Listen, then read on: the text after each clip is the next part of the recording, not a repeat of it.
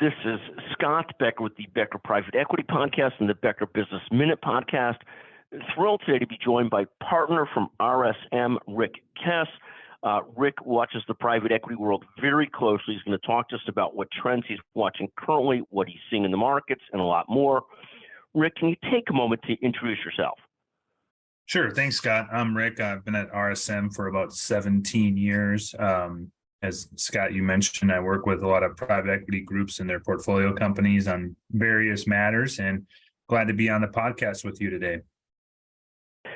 Thank you very, very much. Why don't we start? We're talking now early February 2023.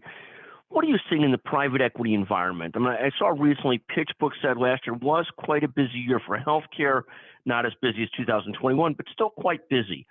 What do you say? And of course, 2022 felt a lot less busy than 2021, which was an incredibly busy year for platforms and for bolt-ons.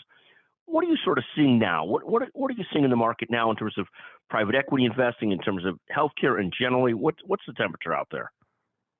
Yeah, no, I'm glad you referenced that report, Scott. I took a chance and read it quite in depth the other day, and I thought his perspectives were pretty much the same as what I felt. I think in 2021 we felt as probably as busy as we ever were as a practice when it came to activity from a deal flow perspective.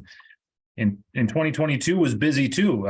We just didn't feel as busy, but I think looking back, we were almost as busy as we've ever been, right? I mean, I think 2022 is still a pretty spectacular year when it comes to deal volume. So I think, 2023, I guess in early parts of the year so far, it feels again slower even yet than 2022. But yet, I think that's somewhat, we've sort of got jaded by this, huge volume influx in 2021 and 2022 to think, well, maybe more of a normal year feels light. But beyond that, I think, the environment, I think is still a bit cautious given, the job environment that's out there, the labor cost issues that arise out there. I mean, I know the January jobs report was way better than, economists predicted, but, I think we heard some commentary from Jerome Powell just recently that,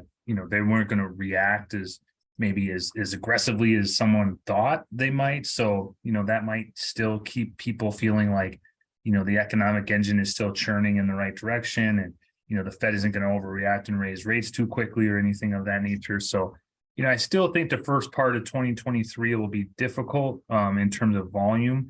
I think the latter half, I think, again, specifically related to the amount of dry powder that's out there and the amount of activity that's still yet to happen. I still think really well-ran organizations will have the best opportunity to make, exits if they want to and things of that nature. So we're still really advising our clients to focus on becoming as efficient and clean as possible, improving your operations as best as you can, and to squeeze as much EBITDA as you can out of your current kind of platform so that when and if deal flow kind of flips a bit, you're ready to be able to put yourself in the best light possible to be ready for that potential exit that perhaps you were considering maybe at the last part of 2022 and early part of 2023 that you kind of delayed a bit. Thank you. And take another moment on sort of Powell. You talked about the Powell's reaction. And this is important to the private equity markets because it's important to the debt, the cost of debt, and actually whatever happens to multiples as well. The January jobs report showed 517,000 jobs created, which blew away expectations by a couple 100,000 jobs. So people view that as the economy is still pretty healthy and pretty hot, even though you're hearing about tech layoffs. Well, those tech layoffs seem pretty small compared to the amount of hiring that's been done in 2020, 21, and 22.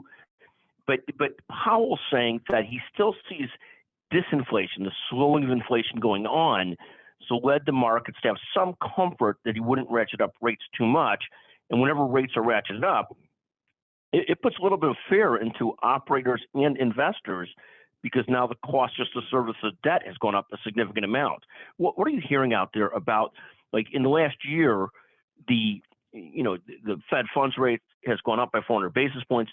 the cost of borrowing has gone often from 5, 6, 7% to 9, 10, 11%. What are you hearing out there from investors, sponsors about the debt environment? Yeah, I mean, I think you've hit it pretty well, Scott, that the cost of capital is definitely changing the appetite related to transactions, given typically a lot of these transactions are pretty highly leveraged. So obviously the interest rate environment really impacts cash flow and other things like that from a projections perspective. So it has caused some delay and some kind of pause there. The other consideration is also the ability to find debt, and I think a lot of our clients have perhaps exhausted their opportunity with traditional banks and have had to look at maybe non-traditional banks or smaller banks or banks that they're not as familiar with, which poses its own challenges, maybe opportunities as well, to find new capital, but it also poses just another layer of effort and work and administrative function that needs to happen to kind of create those new relationships with these new lenders and understand how they work and fit into their profile a little differently, and to report on the metrics that they're interested in. Perhaps they're different than what you were reporting before. So it does add some administrative kind of burden to the puzzle to look outside the traditional banks that maybe some of these higher quality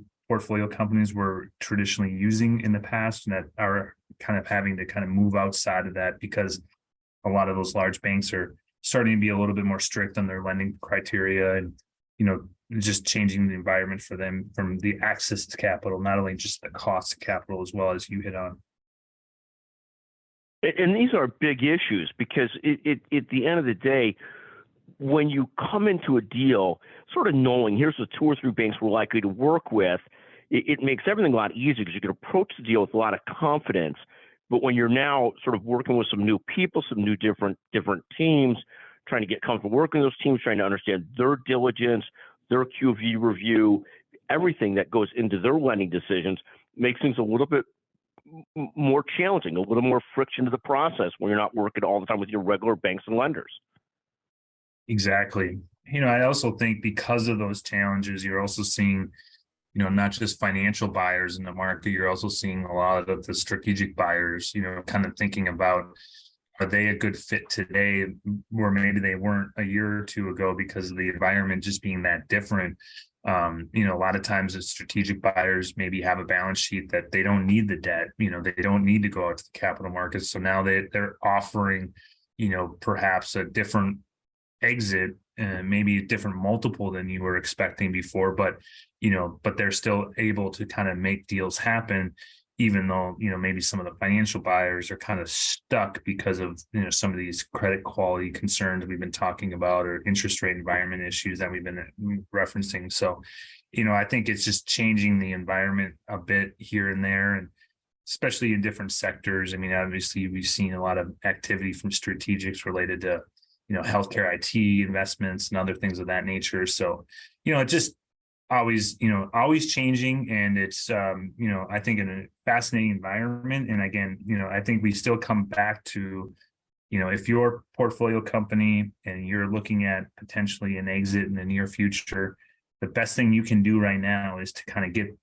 get as efficient and is easy to kind of demonstrate your ability to drive value as you possibly can right now, because I think, in the near future, you're going to have the opportunity to display how that value can be accretive to, potentially another buyer.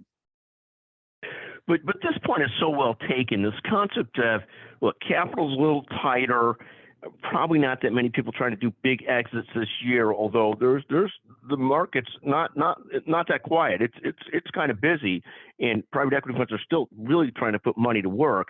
But there is, just like you see with all the tech companies, everything out there, practices, healthcare as well.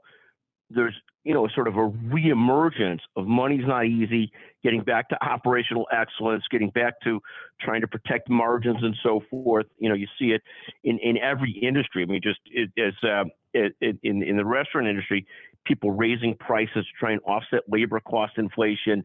and just every place looking to protect their margins and get better at operating to try and make things work and pulling the different levers to show that they're a healthy business, even when capital's a little bit more expensive and a little tighter. Rick, I think so well stated. Anything else that you have your eyes on for this year coming up, 2023? Well, I mean, I think we hit on a little bit, but maybe we didn't dive in as deep was, the inflation environment. Obviously, as consumers drive so much of our economy, if inflation, doesn't, cool off at some point, will the consumer, pull back on spending in areas that are important to private equity? It's yet to be seen at this point in time, but, one can only assume that, if inflation doesn't, as Jerome Powell indicated, continue to cool, it could cause other, unforeseen consequences at this point. So I think that would be the other thing we continue to monitor is really consumer sentiment, which kind of ties well into, the overall inflationary environment. Well, and that's a very big issue. I saw a report from Goldman just the other day that it was reported in the Wall Street Journal about consumers had built up excess savings during the pandemic. They've now spent down, I think the number was 35% of those excess savings, and now they expect at the end of the year to have spent down 65% of the excess savings.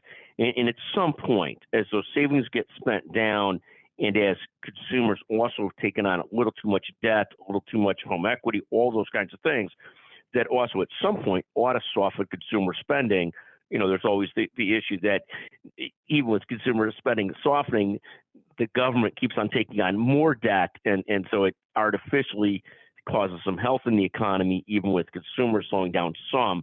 But we'll see how this all plays out, and not to get overly political, but as the government takes on debt, it puts money back into the economy, and leaves things a little looser than I think maybe Chairman Jerome Powell would like them, but it really is hard to read the tea leaves, see how all these things impact what goes on in the private equity investment environment.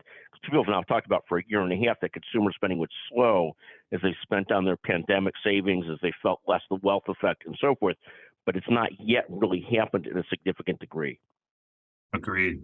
Yeah, I think it would be an interesting environment to watch. Is the consumer spending, as a percent of our GDP is just such a big driver of that. So, if the consumers stop spending money, that will be a big issue for us.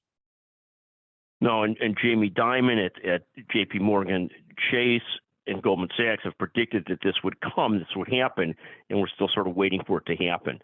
Rick Kes, again, brilliant partner at RSM. Thank you for joining us today on the Becker Private Equity and the Becker Business Minute podcast. Thank you very much for joining us. Thanks for having me, Scott.